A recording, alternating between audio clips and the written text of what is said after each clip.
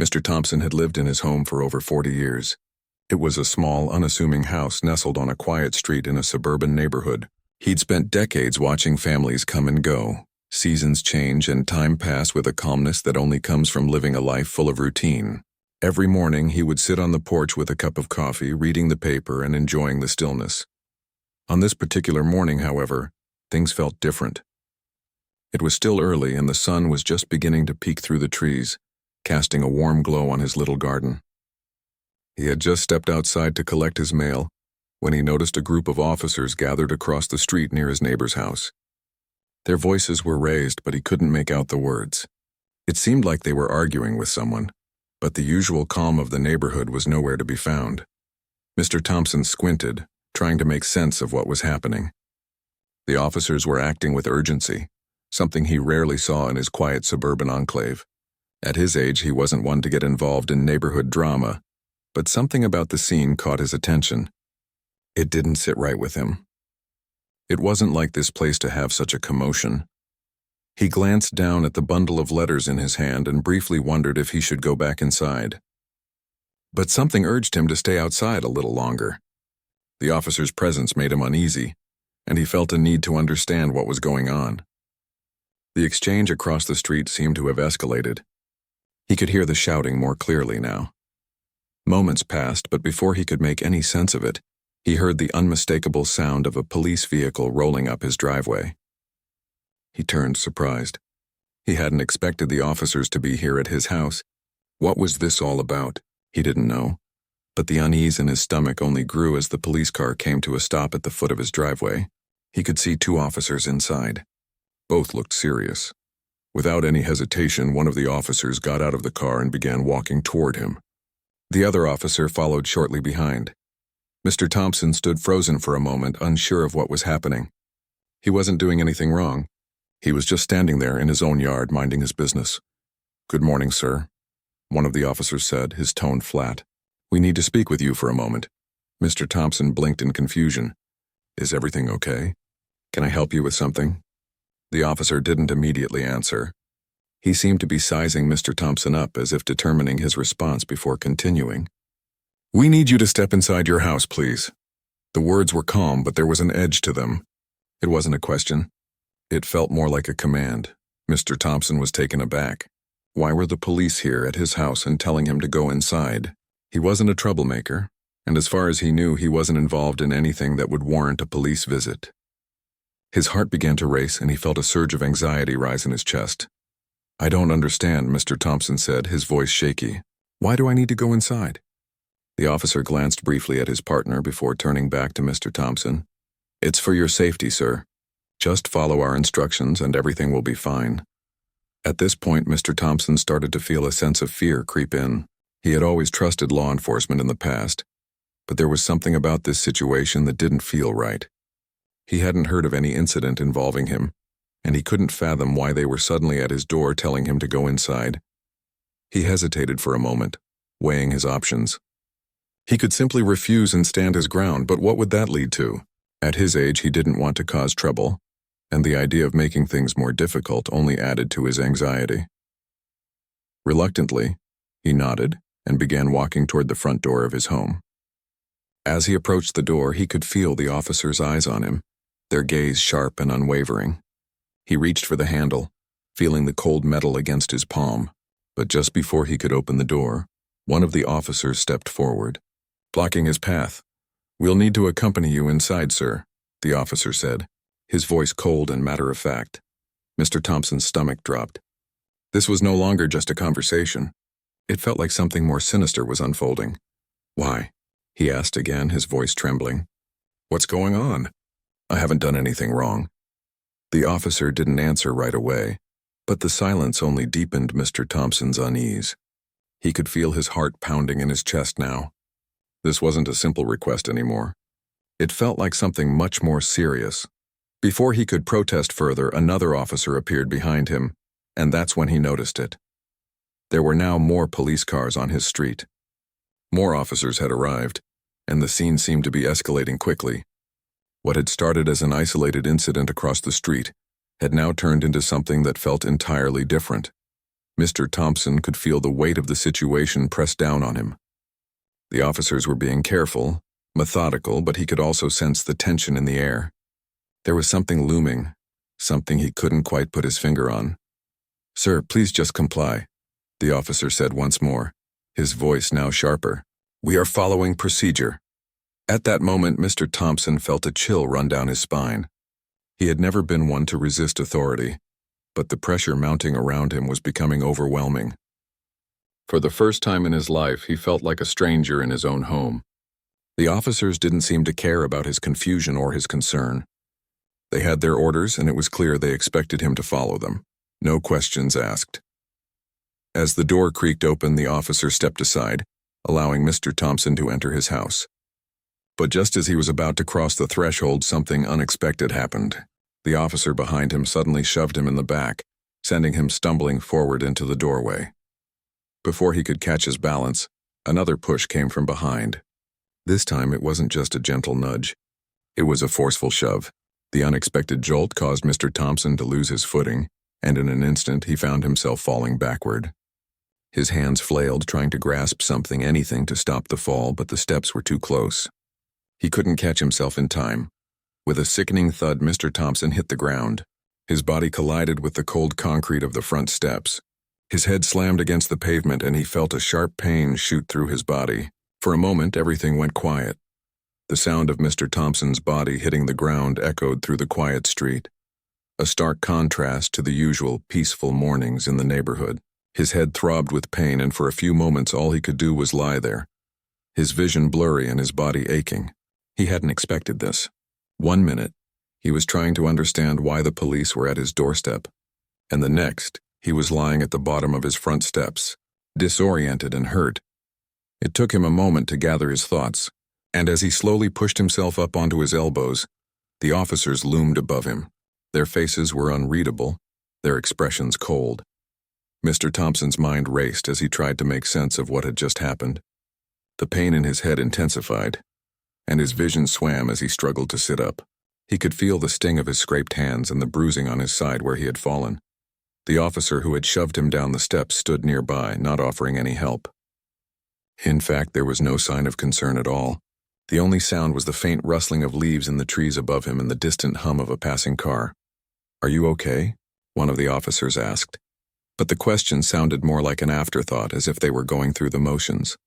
Mr. Thompson, still dazed, looked up at the officer, his voice barely a whisper. What did you do?" The officer didn't respond right away, and the silence between them seemed to stretch on, thick and uncomfortable. The older man's heart raced and his mind reeled from the shock.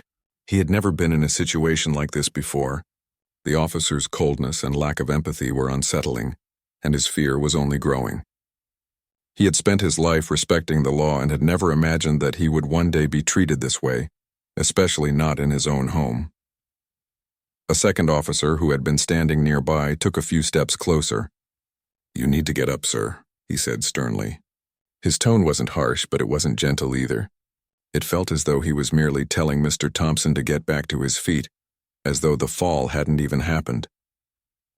Mr. Thompson, despite the pain in his body, slowly tried to rise. His arms shook with the effort, and he could feel his legs buckling beneath him. His body wasn't as strong as it used to be, and the shock of what had just transpired left him weak. As he finally managed to stand, he stumbled, his legs unsteady. The officer quickly grabbed his arm, helping him steady himself, but there was no warmth in the gesture, just a mechanical, almost robotic touch. "Let's go inside," the officer ordered, his hand still gripping Mr. Thompson's arm firmly. Guiding him toward the front door, Mr. Thompson hesitated, still trying to wrap his head around what had just happened. His heart was pounding and a sense of disbelief washed over him. It was as though everything was happening in slow motion. His knees were shaking, his mind racing, but he couldn't understand why this was happening to him. He had done nothing wrong. He hadn't even been asked to explain himself. It all felt like a terrible dream. As the officer led him back to the door, Mr. Thompson couldn't help but glance back at the street. The other officer was still standing near the driveway, his eyes scanning the neighborhood as though ensuring no one was watching. But Mr. Thompson's thoughts were too consumed with the pain in his body and the confusion in his mind Why hadn't they shown any care? Why hadn't they even apologized? Inside the house, Mr. Thompson slowly lowered himself onto the couch, his body aching with every movement. He felt like he had just been through some sort of nightmare, and the worst part was that it felt all too real. The officers didn't seem to care that he was in pain. They hadn't even checked if he was okay. It was as though he was just another task to check off their list. The officer who had been guiding him inside stood in the doorway, arms crossed, eyes never leaving Mr. Thompson. The silence in the room was thick, and the tension was palpable. The older man could barely bring himself to speak, his voice still shaky from the fall. "Why did you push me?" he asked quietly, his voice trembling. "What did I do?" The officer looked at him for a moment before answering. "We're just following protocol, sir. There's nothing personal here. Nothing personal." The words hit Mr. Thompson like a slap to the face. It wasn't personal? How could it not be? His body still ached from the fall, and the confusion in his heart only deepened. They had pushed him down the stairs. They had treated him like a criminal. And for what? What had he done to deserve this? "I don't understand," Mr. Thompson said, his voice barely audible. "I've lived here for years. I've never caused trouble." The officer didn't respond immediately. Instead, he seemed to study Mr. Thompson for a moment, his gaze hard and unyielding. "We're not here to explain ourselves, sir. We're here to do our job. We don't need to justify our actions." The coldness of the officer's words sent a shiver down Mr. Thompson's spine. The lack of empathy, the utter disregard for his well-being, it was all too much. He had never imagined that something like this could happen to him. He had always felt safe in his community, and yet now everything felt different. It felt like the world had turned upside down in an instant. Mr. Thompson tried to steady his breath, still overwhelmed by the whirlwind of emotions inside him. He felt angry, confused, and most of all helpless. He had no idea why the officers had shown up at his house in the first place. The lack of answers was maddening. "Can I at least know what's going on?" Mr. Thompson asked, his voice strained. He was trying to keep his composure, but it was becoming more difficult with each passing second. The officer stood motionless in the doorway, looking at him without a hint of sympathy. "We'll tell you everything soon enough, but right now we need you to stay inside and remain calm." Remain calm? Mr. Thompson's mind swirled with confusion. How could he remain calm when everything felt so wrong? When his body hurt and his mind couldn't make sense of what was happening to him? His sense of reality seemed to be slipping through his fingers like sand in the wind. There was a long pause before the officer spoke again. "We're waiting for backup. Just stay here." The officer's words were chilling in their finality. It was clear that whatever was happening wasn't over. But what could it all mean? Why was he involved? Why had the officers treated him like this? Mr. Thompson felt trapped in his own home, unable to make sense of the chaos unfolding around him. The silence in the room pressed in on him, and the uncertainty of the situation only grew heavier. The world outside seemed to have disappeared, leaving only the cold, sterile presence of the officers and the unanswered questions swirling in his mind. Mr. Thompson sat in silence on the couch, his hands resting in his lap, his mind racing. The words the officer had spoken kept echoing in his ears. "We're not here to explain ourselves. Just stay here." What was going on? What had he done to deserve being treated this way? He had never imagined his quiet life would be interrupted by something so frightening. He was just an old man, trying to live out his retirement in peace. He had no enemies, no criminal past, nothing that would suggest he would be caught in the middle of a police operation. Yet here he was, sitting in his own living room, feeling more like a suspect than a homeowner. The room felt small and suffocating, as though the walls were closing in on him. The silence between him and the officers was thick, and every minute that passed without an explanation only added to his growing sense of unease.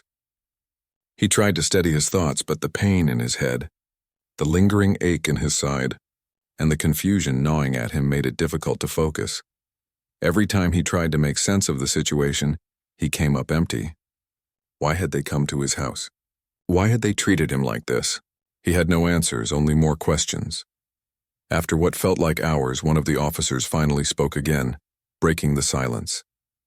"We're still waiting for backup," he said in the same flat tone as before. "You need to remain inside until we get further instructions." Mr. Thompson nodded, though it hardly seemed to matter. He didn't feel in control of the situation at all. He had spent most of his life trying to stay out of trouble, trying to be a good neighbor, a good citizen. He had never been involved in anything that would bring the police to his door. And yet here he was, helpless as the officers in his home treated him as if he were the one who had done something wrong. Minutes passed, or maybe it was longer. Time seemed to blur. Mr. Thompson could barely keep track of it. He sat with his hands in his lap, his thoughts clouded with confusion and frustration. He wanted answers, but the officers didn't seem to be in any hurry to give him any. They stood watch, their eyes never leaving him, their presence constant and suffocating. His mind wandered to the neighbors. Surely someone had seen what had happened. He had heard the sound of his body hitting the ground, and he could only imagine what the other residents of the street must be thinking. Were they concerned? Were they calling for help? Or had they all just turned a blind eye, assuming that whatever was happening was something Mr. Thompson deserved? A soft knock on the door pulled him out of his thoughts. He hadn't expected anyone else, but as the officer walked over to answer it, Mr. Thompson heard the sound of more footsteps entering the house. Backup, no doubt. The additional officers arrived without ceremony, their uniforms crisp and impersonal as they moved through the living room. It felt like a military operation with the older man as the target. One of the new officers approached Mr. Thompson, his face grim. "How are you feeling, sir?" he asked. Though his voice was distant, lacking any real concern, Mr. Thompson was surprised by the question. How was he feeling? In pain, confused, terrified, but he didn't know how to express all of that. How could he explain to this officer that he wasn't just physically hurt, but emotionally shaken? He had been pushed down his own front steps. His body had been thrown to the ground, and not a single officer had shown any compassion or tried to explain why it had happened. No one had even bothered to check on him until now when backup had arrived. I'm fine," he said, his voice tight. He didn't want to appear weak, though it was becoming harder to hide the fear and uncertainty gnawing at him. "What's going on? Why are you here?" The officer didn't immediately answer, instead giving a quick glance at his fellow officers before turning back to Mr. Thompson. "Sir, we're going to need you to remain calm. There are procedures we need to follow." Procedures. It was all about procedures. Mr. Thompson couldn't help but feel like he was caught in some bureaucratic machine that didn't care about him as a person. He was just a name on a list, a task to be completed. His thoughts were interrupted again by the sound of the front door opening. Another officer stepped inside, followed by someone wearing plain clothes. Mr. Thompson had never seen this man before, but the way he walked, with an air of authority and purpose, told him that he wasn't just another officer. This man seemed different. The plainclothes man took a few steps into the living room and stopped in front of Mr. Thompson. He was younger than the officers who had first arrived, perhaps in his mid-30s, with sharp eyes and a serious expression. He didn't look at Mr. Thompson with the same cold indifference as the others. There was something more human in his gaze, though Mr. Thompson couldn't quite put his finger on it.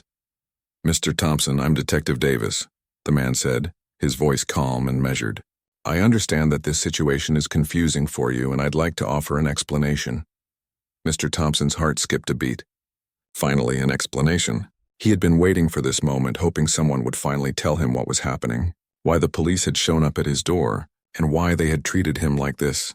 "I don't understand," Mr. Thompson said, his voice shaky. "Why did they push me? I haven't done anything wrong." Detective Davis nodded, his expression softening just a little. "I know you're upset and you have every right to be, but we have reason to believe that there's been a misunderstanding. The officers who arrived earlier were acting on a tip about suspicious activity in the neighborhood. It seems they mistook you for someone else. I apologize for what happened. Mistaken identity." The words hung in the air, heavy and disorienting.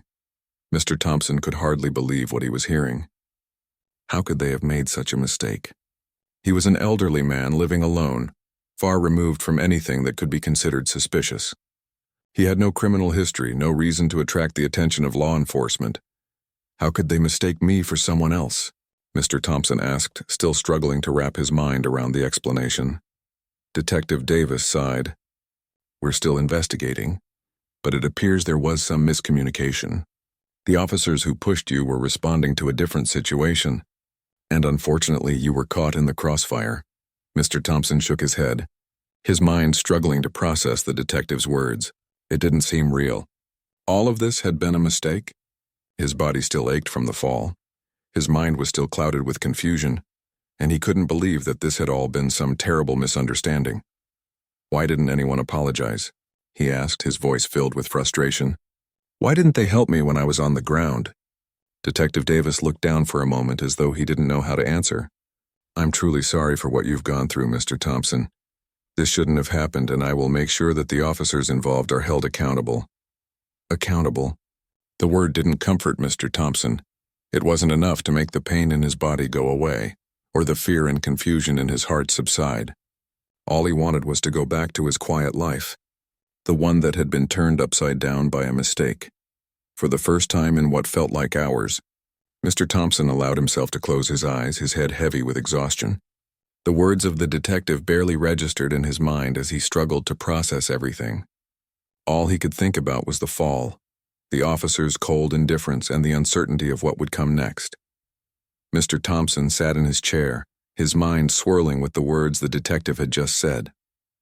A mistake. That's what it all boiled down to. The officers, in their haste and confusion, had mistaken him for someone else. The idea felt surreal, almost impossible to believe. How could anyone mistake a man of his age, someone who had lived quietly on this street for years, for a criminal? The fall, the pain, the shock, all of it was still fresh in his mind. Detective Davis watched him closely, perhaps waiting for a reaction, but Mr. Thompson was too stunned to speak. The silence stretched between them, thick and uncomfortable. He wanted to yell, to express his anger and frustration, but the words stuck in his throat. What could he say? He felt as though he had no voice in this situation. His body still ached, his head throbbed, and now there was an overwhelming sense of humiliation creeping in. "I know this is hard to accept." "Mr. Thompson," Detective Davis finally said, breaking the silence, "but I need you to understand that this was an unfortunate misunderstanding. We're doing everything we can to make sure it doesn't happen again. Everything they could." Mr. Thompson didn't feel reassured. Words like that didn't heal the hurt. They didn't take away the fear or the embarrassment. He had been treated like a criminal, like someone guilty of something, and for what? A mistake. The whole thing felt like a bad dream, one he couldn't wake up from. "Are you telling me that's it?" Mr. Thompson asked, his voice shaky. "You're just going to apologize and expect me to forget what happened?" Detective Davis hesitated, clearly sensing the anger in Mr. Thompson's voice. "I understand that this is upsetting, but there are procedures in place. We're going to conduct a full investigation into the actions of the officers involved. Rest assured, this isn't something we take lightly." Mr. Thompson shook his head slowly, still struggling to find his words. "I don't know if an apology is enough," he muttered, his voice barely above a whisper. He didn't know what he expected. He wasn't sure anything could make up for what had happened. The officers had come into his home, pushed him down the steps, and treated him like he was a criminal. An apology wasn't going to change that. It wouldn't take away the fear that had settled in his chest or the ache in his body. "I just want to understand why this happened," he continued, his voice growing stronger despite the tremble in his hands. "What do you mean by a mistake? Who are you looking for, and why was I caught in the middle of this?" Detective Davis sighed, as though he knew this wasn't going to be an easy conversation. "We're still gathering information. The officers who arrived at your home were responding to a report of suspicious activity in the neighborhood. We believe they were looking for someone, but the details are still unclear. It seems they thought you were involved in something, but that's not the case." Mr. Thompson felt his stomach tighten. Suspicious activity? He had never been involved in anything like that. He had lived here for years quietly, without ever causing a stir.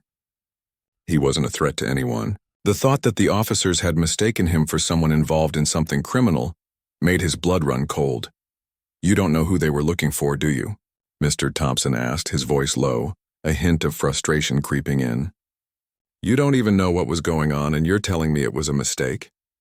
Detective Davis met his gaze. "I'm not going to lie to you, Mr. Thompson. We don't have all the answers right now, but we're working to figure this out. It's going to take some time." Time. That word rang in Mr. Thompson's ears, and it only deepened the pit in his stomach. How much time would it take for him to feel safe again?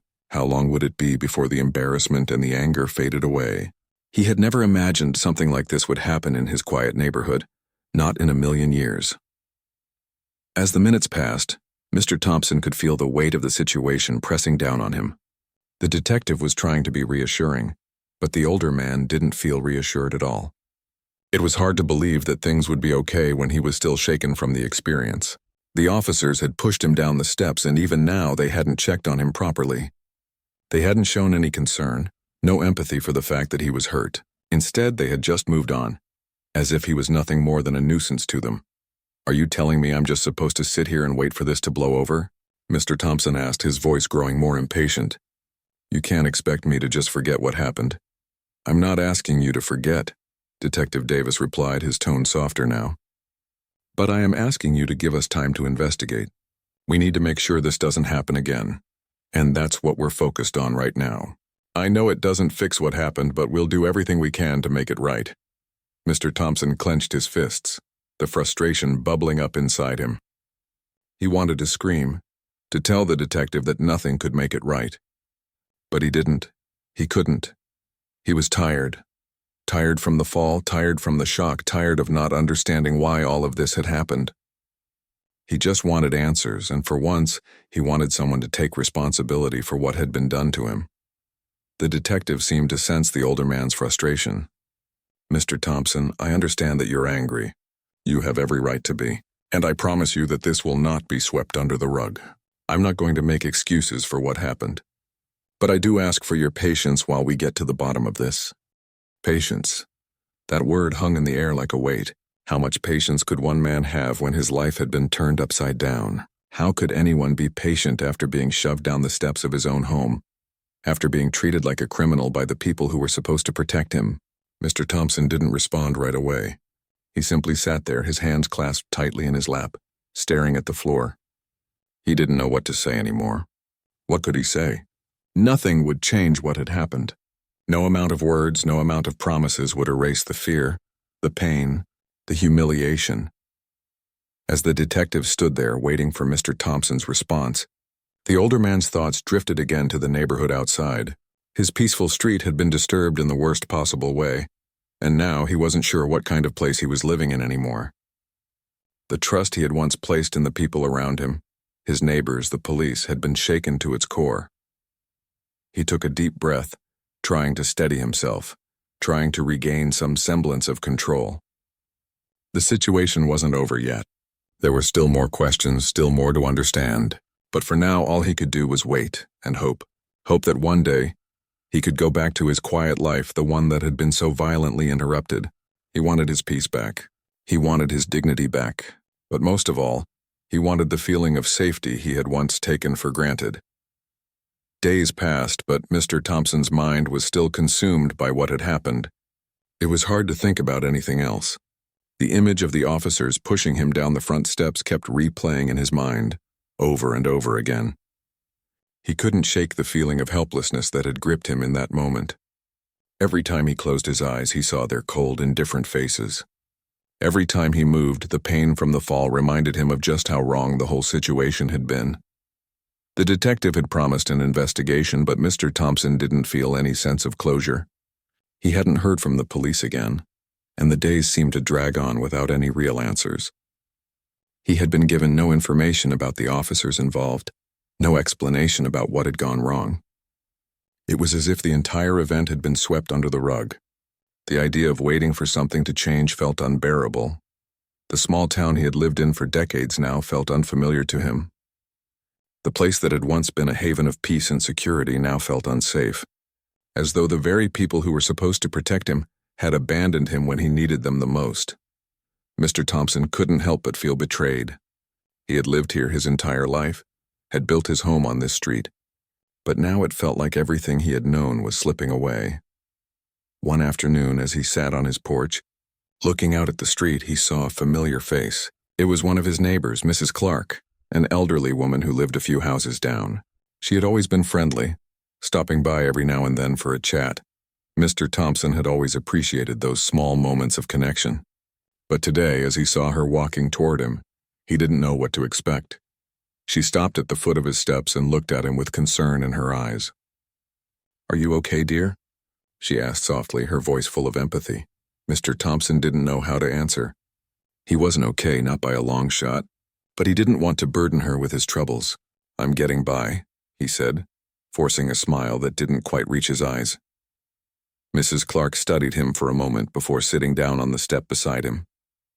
"You don't look all right," she said gently. "I've heard things, you know. People are talking. Some are saying the police were out of line with you. That wasn't right. What happened?" Mr. Thompson felt a knot tighten in his chest. He had been avoiding talking to anyone about what had happened. He hadn't even shared the details with his closest friends or family. But Mrs. Clark had a way of making him feel like he could talk without being judged. She had always been a kind soul, and right now he needed kindness more than ever. "I don't know what to say," he replied quietly. "It's been hard, really hard. I don't know why it happened. I don't know why they treated me like that." Mrs. Clark nodded sympathetically. "I know it's been tough, and I'm sorry you're going through this. But I think people should know the truth. What they did to you, it wasn't right and it shouldn't be ignored." Her words struck a chord deep within him. For the first time since the incident, he felt like someone understood the depth of his pain. Someone was finally acknowledging that what had happened to him wasn't just a mistake. It was an injustice. "I don't want to cause trouble," Mr. Thompson said slowly. "I just want it to go away. I want to go back to my life. I don't want to be the center of attention." Mrs. Clark shook her head. "You're not causing trouble by standing up for yourself. The police need to be held accountable for what they did. If people stay quiet about it, it'll just keep happening. Someone needs to speak up." Her words lingered in the air, and for the first time Mr. Thompson began to see things from a different perspective.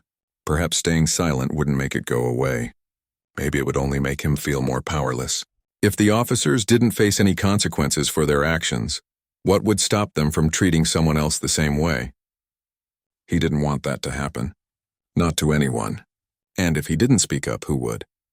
The next day, after much contemplation, Mr. Thompson made the difficult decision to take action.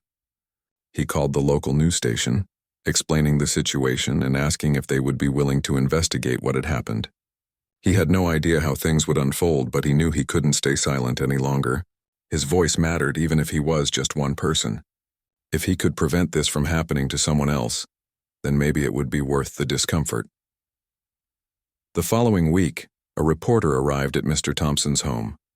She was kind and respectful, listening intently as he recounted the events of that day.